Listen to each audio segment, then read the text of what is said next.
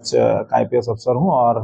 आज मैंने पुलिस महानिरीक्षक राजनांदगांव के पद पे ज्वाइनिंग दी है और यहाँ पर ज्वाइनिंग के पश्चात मेरे 3 पुलिस अधीक्षक राजनांदगांव और खैरागढ़ पुलिस अधीक्षक, मानपुर मोहल्ला के पुलिस अधीक्षक के साथ एक संक्षिप्त चर्चा भी हुई है और इनसे संबंधित जिलों के क्राइम सिचुएशन और पुलिस द्वारा की जा रही कार्रवाई प्लस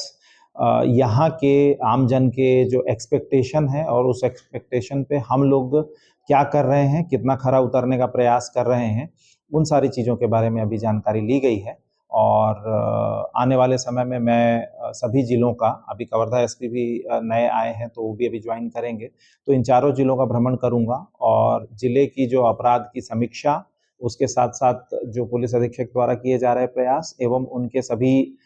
जो थाना है और सब डिवीजन है उनके द्वारा की जा रही कार्रवाइयों, उन सभी की भी समीक्षा की जाएगी। और जहाँ पे भी 3-4 चीज़ें महत्वपूर्ण हैं। एक तो ये है कि पुलिस की कार्रवाई दिखनी चाहिए, पुलिस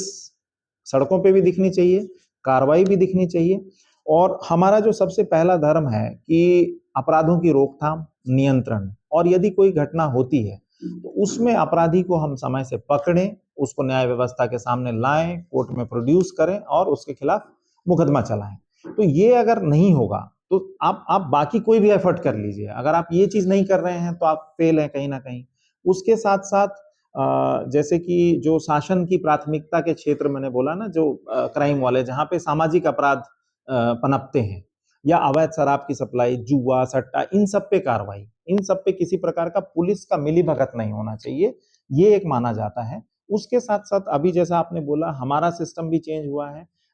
एफआईआर ऑनलाइन हो रही है, सारी चीजें हुई हैं, तो सीसीटीएनएस जो उपयोग में है उसके चलते अब हमको नया बीएनएस के चलते हमें साक्ष्यों का संकलन भी करना है, ई साक्ष्य भी लेना है, 7 वर्ष से अधिक सजा वाले केसेस हैं उसमें यथासंभव एफएसएल की टीम की विजिट भी करानी है। तो वो सारी चीजें पूरी हों ताकि वैज्ञानिक ढंग से साक्ष्यों का संकलन हो और केस का निपटान की वो जो प्रयोग करें और उसके बाद सस्टेनेबल काइंड ऑफ जो एफर्ट हैं वो लगाना सुनिश्चित करें। तो अभी प्राथमिकता में ये तय किया गया है। उसके साथ साथ समय पर जो भी आता है, जो नए तथ्य प्रकाश में आएंगे उन पे कार्रवाई करेंगे। थानों से ये उम्मीद रहेगी मेरी कि आम जन की सुनवाई हो जाए। मैं थाने को मानता हूं कि एक तरह का वो भरोसा केंद्र है और थाना गरीब आदमी के लिए है। मेरा मानना है सक्षम आदमी को न्याय मिल जाता है लेकिन अक्षम आदमी को नहीं मिलता है। जो आदमी थाने को उम्मीद लेकर के आता है उसकी सुनवाई हो, उस पर गड़बड़ी ना हो, ये मैंने पुलिस अधीक्षक महोदयों को साफ साफ अपने थाना प्रभारियों को बताने के लिए कहा है और उसकी मैं समीक्षा करूँ। सिर्फ यहाँ का नहीं है, पूरे प्रदेश और पूरे देश में जो ट्रैफिक का परिचालन सही ढंग से हो,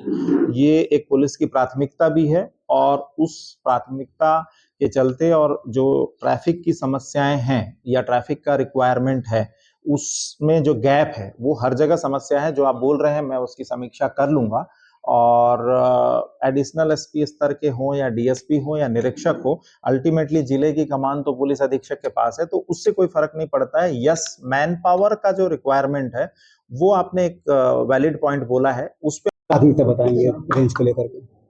हाँ जी, आज ही मैंने पुलिस महानिरीक्षक राजनांदगांव के पद पे ज्वाइनिंग दी है और मेरे राजनांदगांव, खैरागढ़ और मानपुर मोहल्ला के पुलिस अधीक्षकों के साथ बैठक भी हुई है और पूरे रेंज के बारे में समझा गया है, रेंज के क्राइम के पैटर्न को समझा गया है, उसके साथ साथ जो यहाँ की एक्सपेक्टेशन है उन सभी को समझा गया है। तो मुझे लगता है कि शासन के जो निर्देश हैं, पीएचक्यू के निर्देश हैं, उस पर हम लोग लगातार अच्छे से कार्रवाई करेंगे। बेसिक पुलिसिंग पे फोकस रहेगा और उसके साथ साथ जो अपराधों के अनुसंधान, अपराधियों की पकड़ और जो शासन के प्राथमिकता वाले क्षेत्र हैं, अवैध शराब,